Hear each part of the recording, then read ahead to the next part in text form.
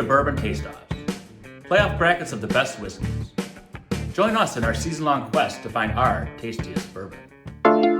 And here is the bracketology of our last 6 months of Taste-Offs. We are halfway done with the 4-quarter year. We are anxious to find what our next 2 quarterly winners are. We're narrowing it down from 192 bottles to just 1. Follow along to find out what our tastiest bourbon is. Cheers.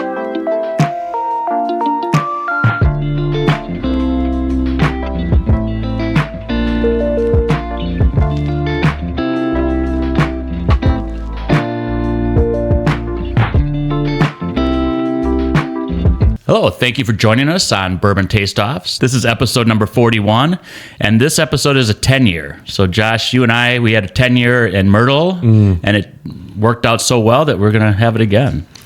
I love 10 years. Yeah, I wasn't there for that one, so this should be pretty awesome. Yeah, the one that went through on that one was an Eagle Rare, which is a 10-year, so that was pretty good. I am one of your hosts, Todd. I'm Josh. And I'm Adam.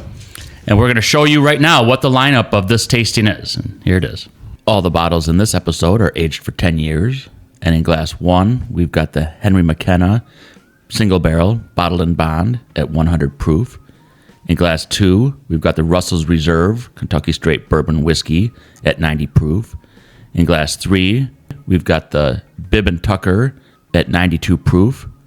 And in glass 4, we've got the Old Rip Van Winkle Bourbon at 107 proof.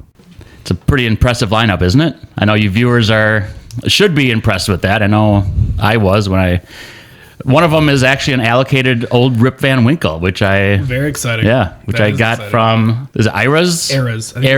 Ayra'sliqour. Ayra apostrophe S. Yeah. So you had the best haul of anybody. Yeah, that was like when they posted who the winners were, I was like the first one in their grouping, even though I wasn't the first one to do their tier. And I'll show right now they had different tiers. So the first time your name was drawn, you got to pick out of the tier 3. And then if your name was drawn again, you got to pick out of tier 2. And then a third time your name was drawn, you got to pick out of tier 1. And I'll show you obviously what they all were right now. But I was not the first one to have my name drawn for the tier 1. Someone else's name was drawn first, and they actually took the Russell Reserve 15-year over the Old Rip Van Winkle 10-year. Were you happy about that? I was very happy about that. So, what was that? Did you talk to that person? Their reasoning for picking the 15, or you just say thank you? I didn't talk to him, but I was talking to another person right next to me, and he's like, "Well, maybe he has like 5 different Pappies or something." Or maybe he just needs that Russell's. Oh, just that Russell's, right? You know. So what was that at retail? The Russell's 15 or the Rip Van Winkle? The Rip Van Winkle. The Rip Van Winkle was $149. Okay, and I saw that for $1,300 over the weekend. Jeez. Right. Or 14, I think it was. Yeah, which is a secondary market price, which... It's almost like a third dairy market with these markups on this on the market. Right. You know? It's crazy. It is crazy. I was just very fortunate to have my name drawn and get that, and I was just... Well, thank you. Super lucky, yeah. And I'm like, I've got a podcast. Let's taste this thing right away. I hope it wins. I kind of hope so too, but I also want it to be displayed for a long time, Yes. when I finish my basement bar. So I hope it wins every week. Every week. Yeah. And another thing that's kind of new, we've got a little shake of a dice instead of drawing numbers. So if you want to kind of throw that against the back. And Number 3? Number 3. All right. So 1 goes against 3. So I've had bourbon every day since Saturday. Nice. Last week. Merry Christmas. No kidding. Yeah. You're doing it right. I mean, you got to close the year out on a positive note, Yeah, I mean, one of the nice things of going to visit family that likes bourbon is you drink bourbon. Yeah. So I had a lot of great bourbon this past week. Has it all been neat now, or did you put any of it on? Generally on rocks. Okay. Yeah.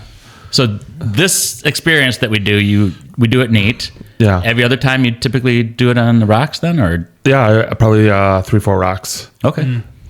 And, when you drink as much bourbon, if you do it all neat, Yeah. like it catches up pretty quick. Yeah. Yeah, I think last night me and my wife were going through a bunch of different stuff, and I think we had like 8 pours last night, just me and her each. So like, you know, it takes a while to get used to that, just neat straight up, and then when you're jumping between barrel proofs and 96 proofs, all of a sudden you're like, this one tastes like water, glug, glug, glug, glug, glug. And it's like, Right. Yeah, it gets a little spicy occasionally. Right. Well, and part of it too is like, all right, we start at like 11 a.m. Yeah. like with Bloody Marys, and then you're going till midnight. Yeah. So that's why I'll add a couple cubes, Yeah, and just it slow makes it yourself last a down a little bit little bit. longer. Yeah. I want to get this thing going. And cheers, guys. Bumps. Do we see a color difference? They should all, I mean, the last time we did a 10-year episode, they were all, Similar-ish. the same color. One's a little darker. 3's a little bit more of that honey color to it.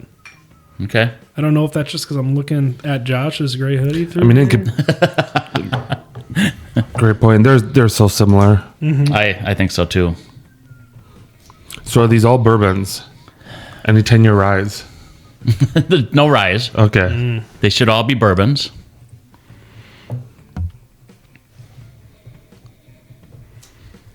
On the nose, it's not off-putting. It's just kind of warm and inviting. I can't really differentiate any kind of different notes off of it. No, and it's not coming off high ethanol either, which makes me think it's probably not like super proof plus on that one at all.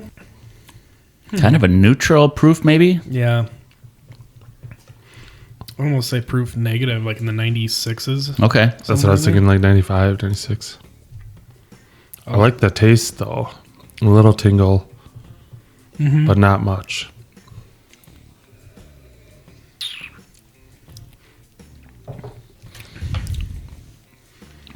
Okay, now I'm getting a little more. When I first tasted it, I'm like, I mean, we kind of warmed up with like a Scotch type of option, which is like 114 proof. Yeah.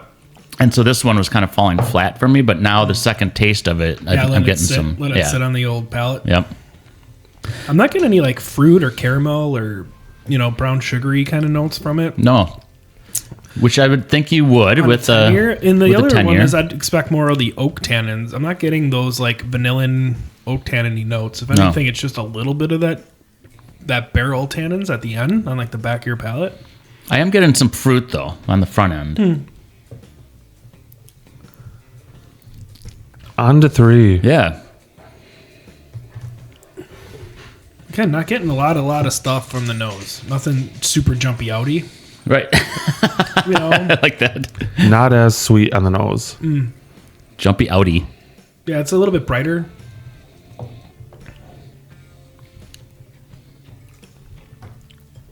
I don't know. I was hoping. I mean, I don't know what any of these are, but knowing that it's a 10-year, I was hoping to get more of those, like the oaky flavors from it. Yeah. Especially off the first one. I haven't tasted. Right. Just nose wise, though, sometimes you get it in there and it's like, ooh, Right. oak. Like, Yeah. Do you know what the reason is when you get the caramels and the vanillas off of a barrel? Do you know why that is? That comes from the char and the toast of the barrel, correct? It does, but it's because of a certain thing. So when you do char a barrel, it's not like a pine, but there's still sap, even if it's an oak. And so what happens is that sap actually caramelizes, and then that's where, when the distillate kind of intermingles with it, it's getting that caramelized vanilla flavors out of it, which I thought was kind of interesting. Yeah. I was like, how can charcoal make it taste like caramel? Oh, right. So I'm thinking proof neg I'm for thinking this. proof neg really. I would go as far as 40 proof. Really, all the way down to 80, eh? Yeah. I wish I could remember what the proofs were, but again, not supposed to remember. Right. Well, and sometimes it's like we've talked about before. It's like, man, you get these 10-year, 13, 14-year barrels, and it's like, why do you guys water them down so much, Right. Yeah, maybe even, I'd say maybe 90 proof. I would put at 1, probably then proof pause then, or proof neutral.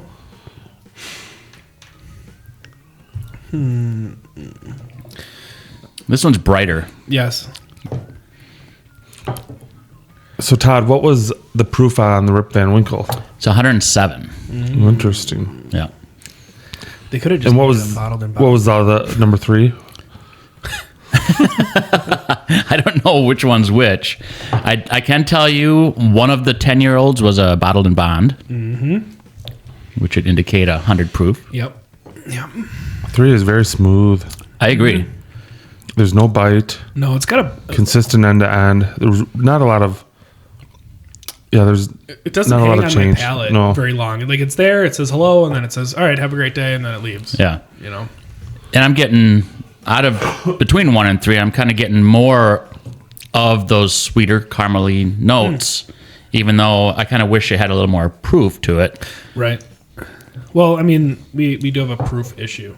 You know, we do like our proof. Yeah. A little bit more. We do. Speaking of 10 years, I have a Basil Hayden 10 and a Basil Hayden a Bourbon 10 and then a Rye 10. And I was very, very disappointed in both. Just, Yeah. I think it's Because of the proof, right? because of the proof. Yeah. Yeah. I know a lot of people like their some of their other offerings. One that's in the dark bottle, like they're toasted, or they have a pumpernickel rye one version of it, and like I just wish they were at least like 94, 95 proof. I think they'd wake up a lot. Yeah. Now, the Middle West had that pumpernickel rye, which we had in an episode, which was super dark, and it Yep. was double oaked or double containerized somehow. Yeah. And it was very delicious. I went back to 1, and it does open up a little bit when you go back to it. I'm kind of thinking, because of what we had to kind of prep ourselves for tasting some whiskeys or bourbons, I think because it was such a high proof going to 1 initially, it was kind of... We got a lot more. For me, I think 3's got a lot more oak on the like nose, especially after you can go back and forth between them a little bit. Yeah. Well, I got mine picked. I have a pick as well. Yeah. I can go first. I'm gonna take 3. I think I found more things that stood out from it without having to search as hard on it. So I'm gonna go number 3. Alrighty, I can go. I ended up picking 1. I found it a little more complex than 3. And just a slight bit smoother, or I'd say sweeter, not smoother. I think 3 was very smooth as well. And I found 3 a little more, I'd say subtle. Yeah. So I picked 1. Yeah, you guys are making it difficult on me. Because initially my thought was 3. And then I go back to 1, and I'm like, I can see now a little more complexity. There's a little more, I don't want to say quality, but it just tastes refined. But then going back to 3 again, I'm like, I like the caramely, like soft notes, and I'm going with 3. Okay. Yeah. So it was a fun experience just having both of them. Yeah. We'll see what one. Well, and remember when we did the Knob Creek episode where we had the Knob 15? And it was like, man, it was just had a little more proof in it, but like it had 18 or 12. I don't think we had a 15. the 18. Yeah, okay. And the 18 because the maroon colored label. Yeah. Yep. Yeah. But it was like, man, it's like you get all those subtle flavors, but you do have to let it develop. Yes. Yeah. All right. Number 3. And if we just knocked Van Winkle out, everyone knows you don't need to find it. And I'll have it. I'll have a lot more of it if it doesn't advance. So moving over.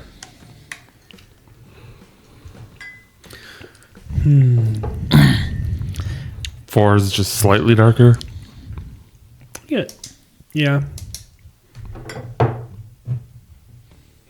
I would think, I don't know, like from my colorblind eyeballs, I'd say 2 is more straw and 4 is more honey in color.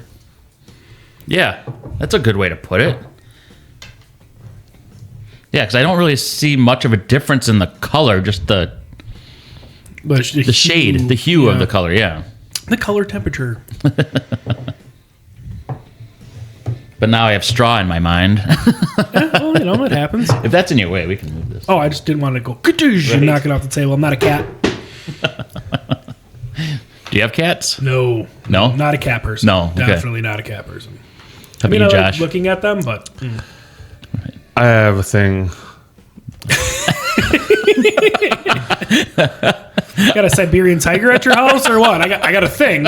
It's called a bobcat. Yeah. There's a lot of people in this world that I trust. Okay, I'm wondering where this is going. I know. One of the few that I don't trust are cat owners. Okay. I don't understand cats. They don't make any sense. They don't have a purpose. I just don't understand it. They're usually soft. Yeah, so's carpet. Hey, man. You know, I mean, some people like to have pets that just like to be around and they want to just pet them every once in a while, and that's great. But, you know, for me personally, I'm more of a dog guy. Yeah. Can't take your dog grouse hunting, you know, or your cat grouse hunting. Oh, you can. It would actually work out really well because you'd no longer have a cat. Yeah, it's true. It'd run away the second you try to put it in the car. Just gone. It does seem like dogs like you back more than cats do. It feels like it. Yeah. Right. Although I did see in the state of Wisconsin, there's no like laws about like animals you can own. So those like you could buy a red panda and own one, or a kangaroo for a pet if you really wanted to. That's crazy. Yeah, there's like 6 states or whatever. See, pandas and kangaroos make more sense to me than having a cat. That's serious. So do you own a dog then? No, He owns a thing. Yeah, I've got a thing. he's got a large. got a thing. He's got a large bird. He's got 2 emus and an ostrich. I told my wife the only thing that I'd put energy into is children. And she said, okay. Fair. I said, Yeah, I mean, if you're going to pick, that should be the one you pick. I said, we can have as many children as God gives us. Don't really care. Right. I'm not getting a dog. Okay. Not even a dog. Okay. I don't mind them. We travel way too much. Sure. Yeah. Number 2 is it smells like the nose on it's also a bright smell. Like it's not like a heavy, dark, oaky, you know, whatever on the nose. It's just like it smells like a bright whiskey. Yeah. Compared to 1 and 3, 2's taste is so subtle. I don't get a lot. No, I'm actually, I thought the 2 had more I'm flavor. picking up quite a bit actually. I don't know if Well, as I get a bigger mouthful, you're right. Because I just took Right. it's got that light oakiness to it. It's definitely not from Texas, I would imagine. Right. It would be a lot darker as a 10-year from Texas.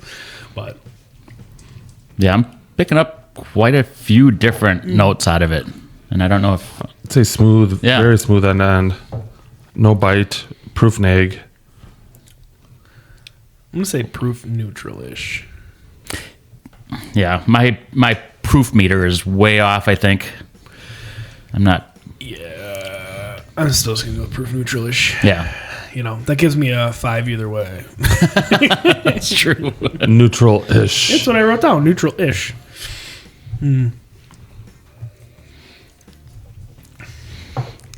That was such a cool feeling though when my name was drawn. Oh, I bet. It's like, Was there any other thing cool that was still available at the time? oh yeah, mine was the second name called for Right. tier 1. So they had Four Roses limited edition, which is a $250 option. And again, you know, I did put the list up on the video so you can see all of the different options, but it was just so cool. Like That is cool. Was there a lot of people there? there's probably 75 people when it's a small liquor store too. So when you have that many people in there, it was It's pretty packed. pretty packed. Yeah. So did you have to get like their store picks and stuff in order to get into that? Yes. Gotcha. Yeah. They offered 2 tickets for every store pick you bought. Okay. So, I mean, they're in Racine.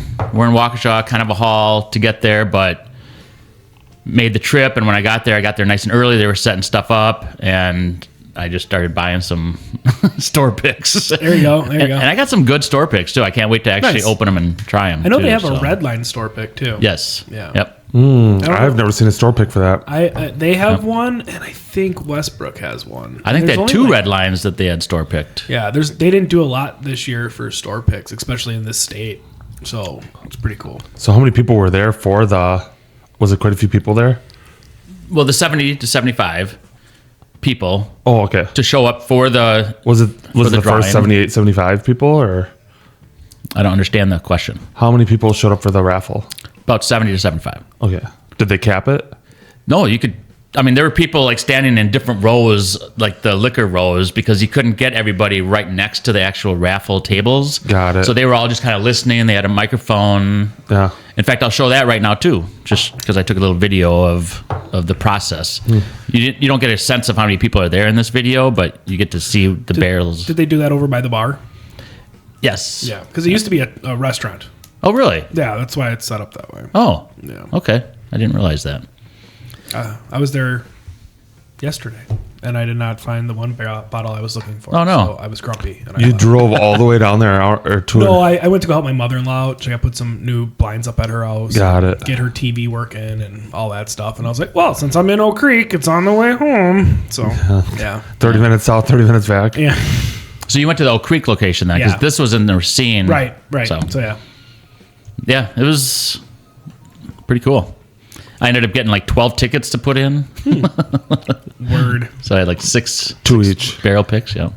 And you had to buy all the bottles that day. Well, because I mean, they have them for, I think they do it every quarter.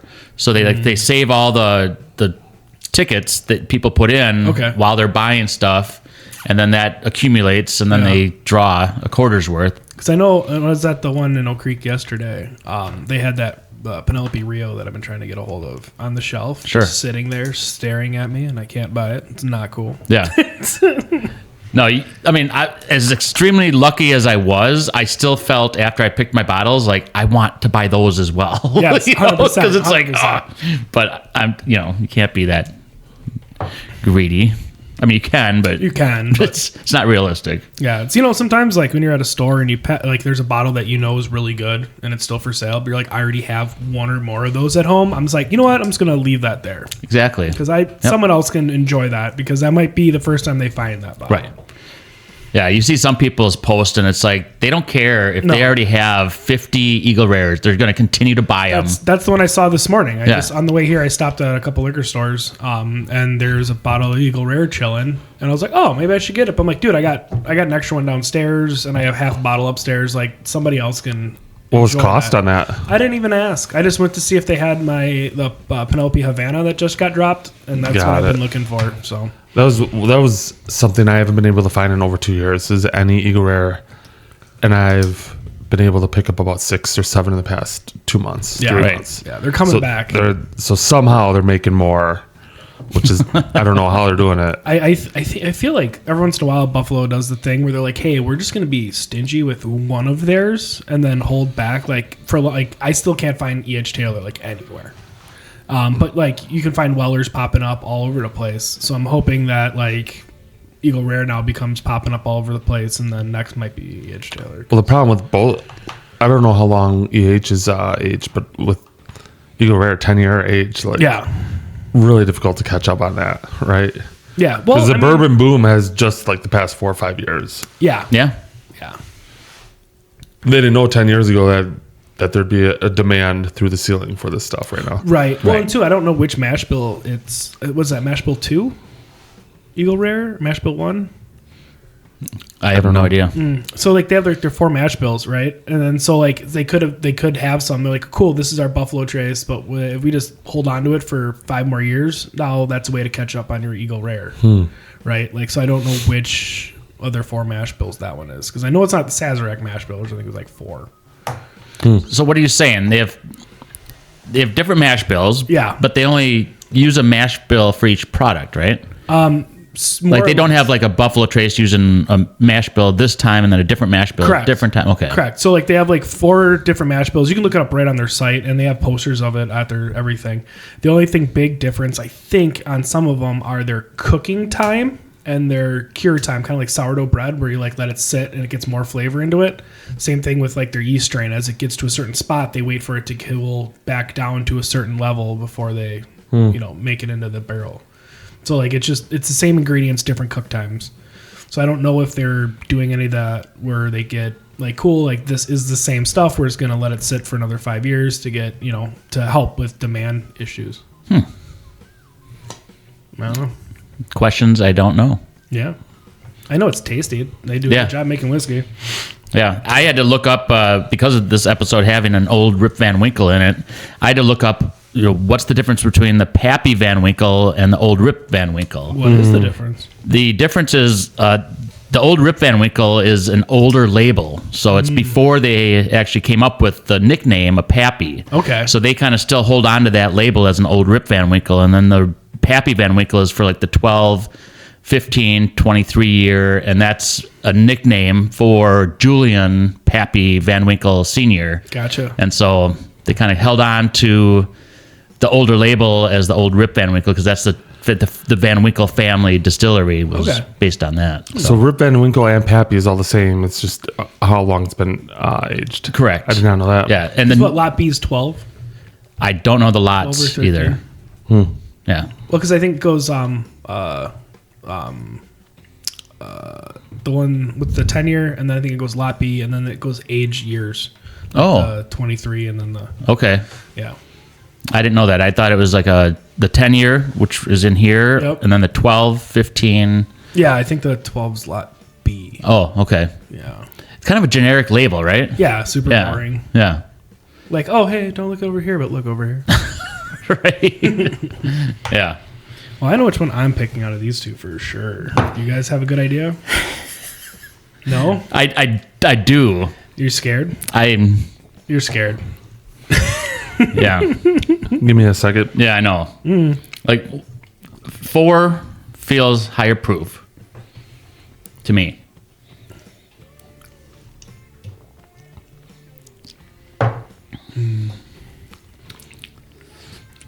Is there a Russell's in here?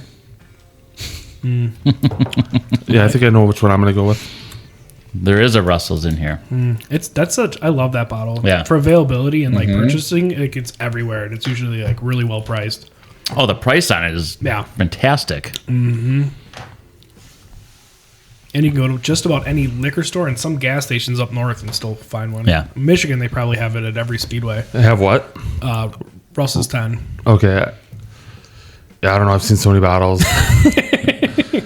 The cool thing about Michigan, a lot of liquor stores have a wall of bourbon, and it's like behind the register. So they have like kind of this long, narrow bar that just runs the length of the whole store, and then behind it, and they have from the ground all the way up. So 20 or 15 rows of Gotcha.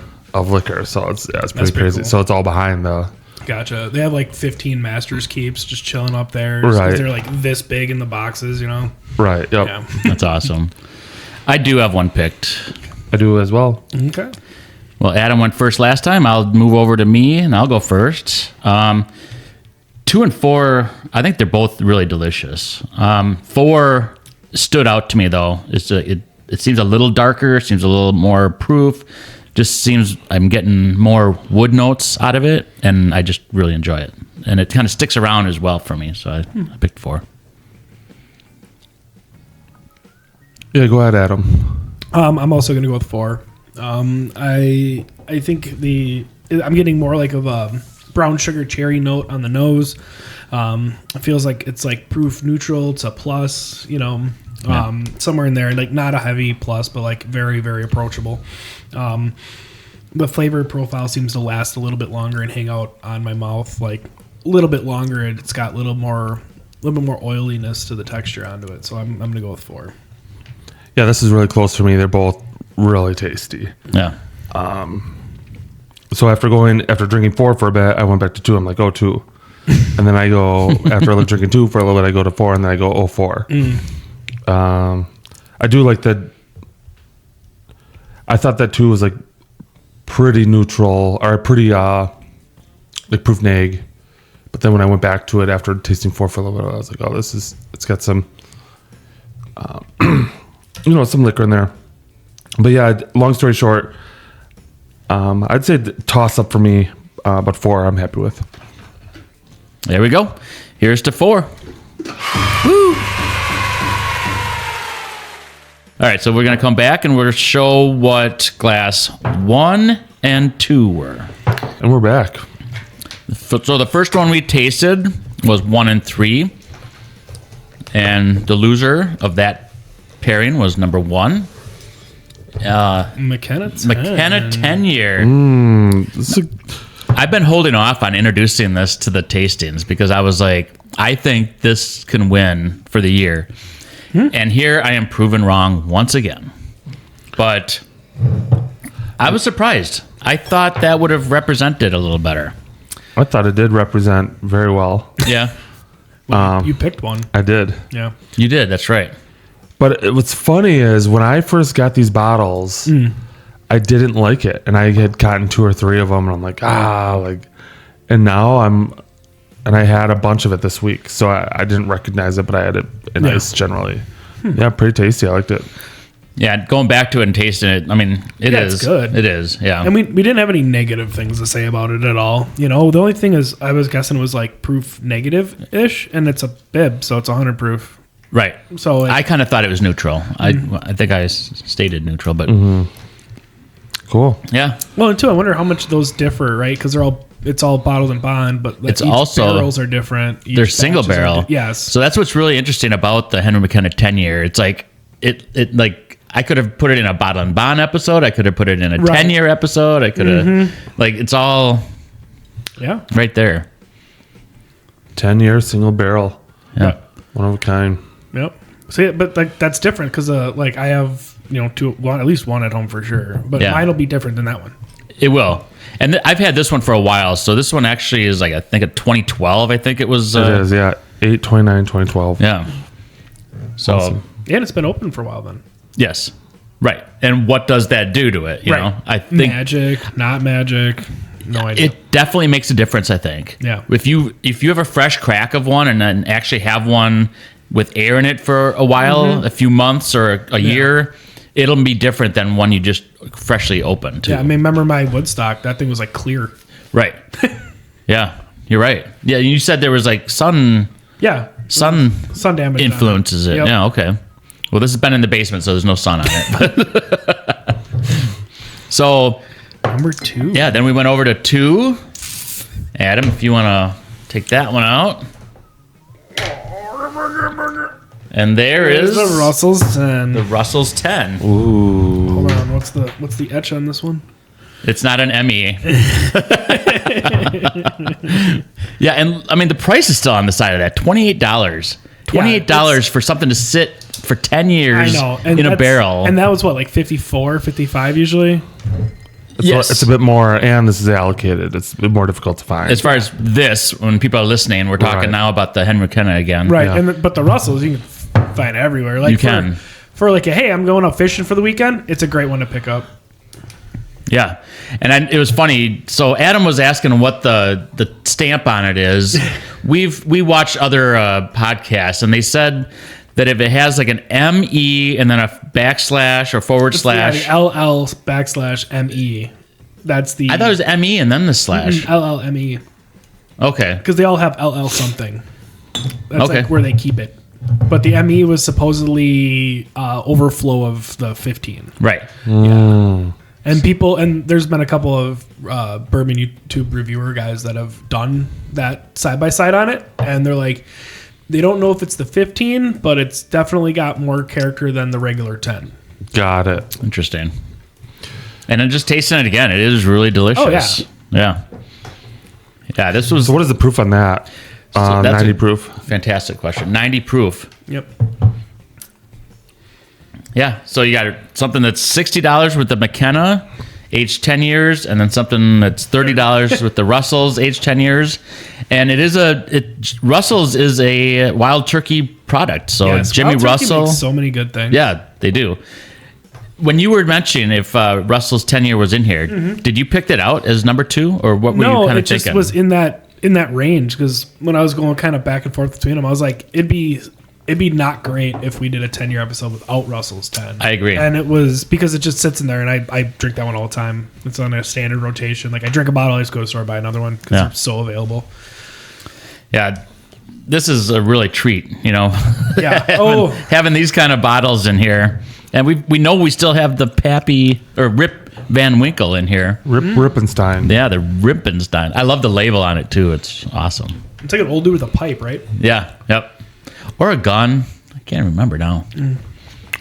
Well, let's hurry up and drink so we can see it. Yeah. So we're going 3 and 4 now. That's pretty cool. I know what's left. I don't Good necessarily for you, know Todd. which one's which, but I know what's left. Good for you in the audience. I have no idea what we got going on. You know what one is? Or one of them. Yeah, one is McKenna 10. Yep. True story. They're both very good, though.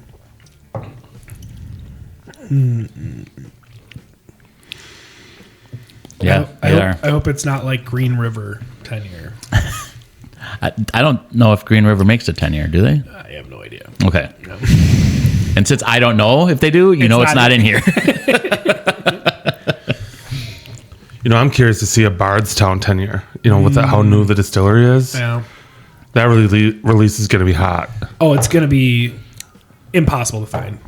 Well, or what they're going to do with everything else, they're just going to price it through the roof, and then Yeah, you're screwed. Yeah.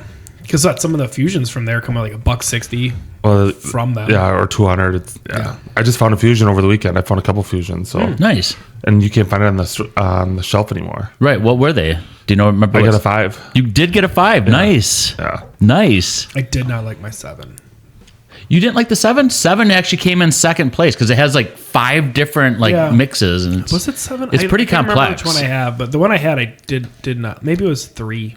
Well, that's really early. Yeah, there was one of them. The one that I had picked up, I did not enjoy. How long ago was it? Years ago. Okay, then maybe it's a 3. Yeah, it's not any time in the last 3 years. Okay. It's like COVID. Right. Yeah, before it became popular to drink whiskey. Sure. When I was still drinking whiskey, that was That is something I noticed with the Fusion series, though, is that as they went along, they added more and more older age stuff. yeah. Like when we were tasting that, Josh picked like the 9, Series 9, because it had more age, and I think he was picking that up. But anyway, back to the 10 years. Man, these ones are very, very close in my opinion. Yeah, I think I got one picked. I don't yet. You can come around to me if you're good to go, Todd. No, Yeah. we'll wait a little bit. I think Yeah, we can wait, too. This one's important. This one's important. Don't mess up. This one is going to decide if I have a lot of Old Rip Van Winkle to share with people as they come over through the years, or little, because it's going to advance, potentially. And I just want to know what is holding pretty tight, I think, against it. Right? Yeah. Also one that's not super readily available. So I want to play 21 questions so bad right now, but I also don't. Man, it's tight. this is a treat. Yep, I got one. This is really tough. 4 seems counter to what all other Buffalo Trace products are. See, I'm getting that like sweeter note from the 4, which sometimes comes off in the BT universe. It's funny because I was thinking 3 was sweeter than 4, which is why the BT. So I'm not adding anything. And you and me have gotten pretty close on a lot of these. Yeah. When we've been going through, like we picked Eagle Rare right out the get. We did a couple other ones too. but I'm gonna go ahead. Yeah. I think we're on opposite sides of this. Yeah, probably. I don't think you're going to go wrong, though. I mean, they're both pretty good. Well, I'll start out. Yeah. I picked 4. I thought it was full flavor, proof neutral, proof maybe proof, slight pause. I like the full taste end to end, so I picked 4. I'm sorry, I was taking a drink. Oh, yeah, there you can go. I agree. I'm going with 4. I think it's a little more proof positive. I think it has it all. Like it's got the wood, it's got the darkness, it's got the sweetness, it's got like the finish sits with you and it's enjoyable. I'm really impressed with it, and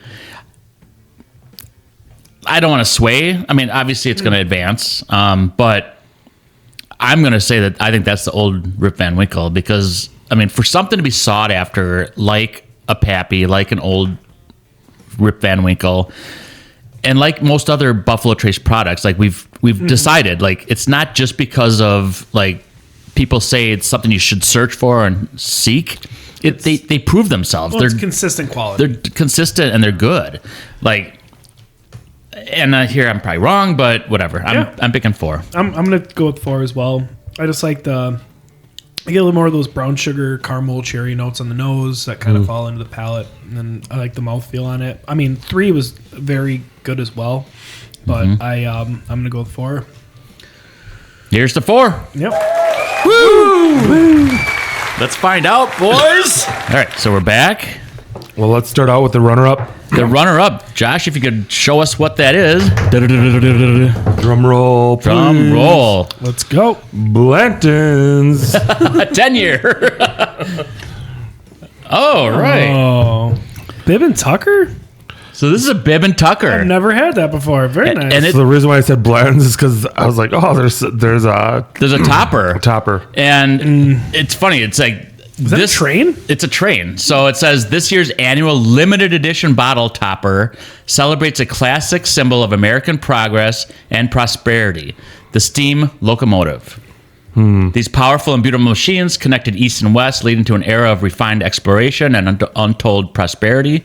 They changed the way people experienced our great country and ignited the Industrial Revolution.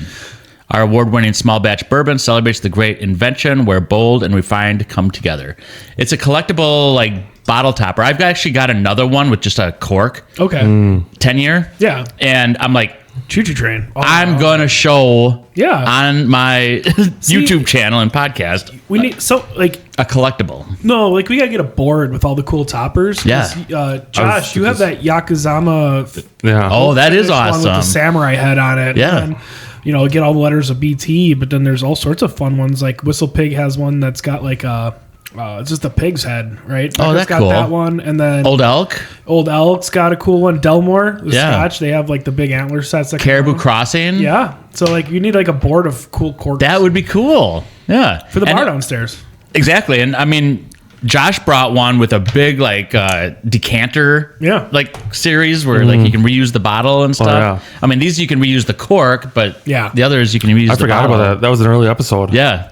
My Hibiki that I got, it's just like a big crystal topper. Yeah. No, just pretty cool.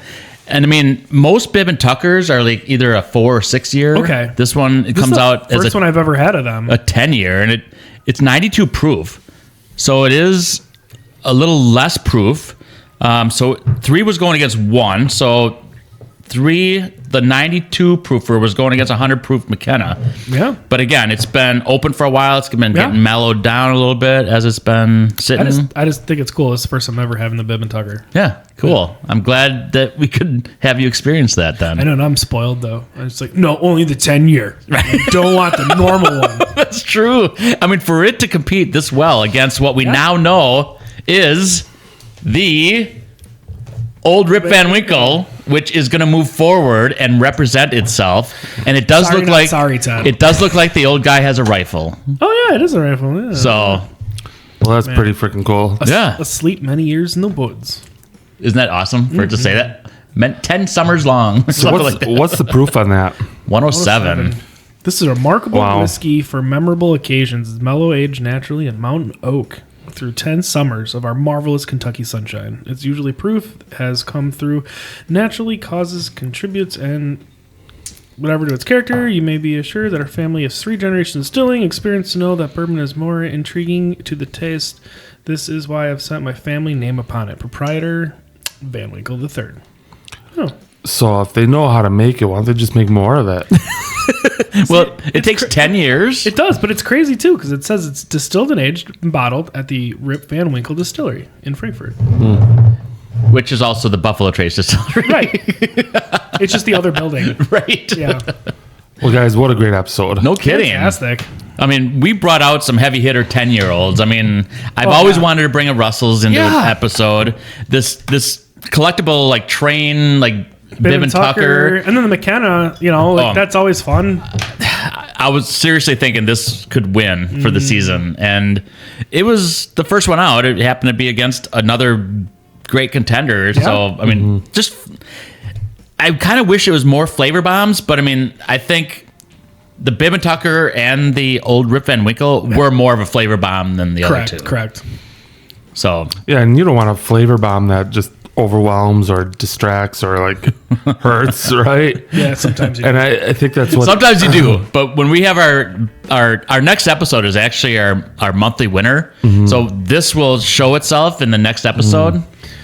Oh darn.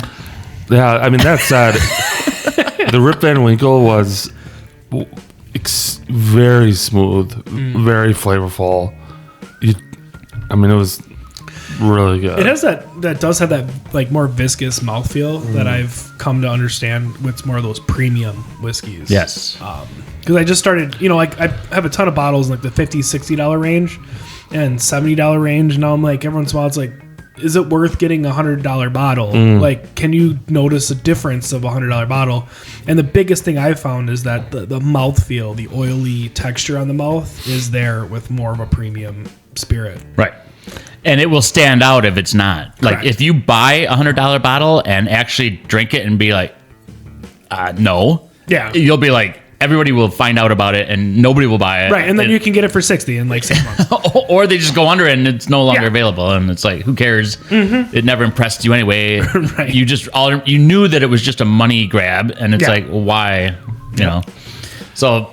Well, guys, you want to know how you know you had a good episode? 3 out of my 4 are empty. Todd, it looks like almost 4 for 4. Well, I wanted to know what this one was before I mixed these into my infinity glass. Got it. So I wanted this one on its own. Nice. Nice. So cheers. Cheers, guys. Thank you, Todd. I'll just grab one and... For the generosity. Absolutely. And we hope you enjoyed this episode. Please like and subscribe, and we'll see you next episode.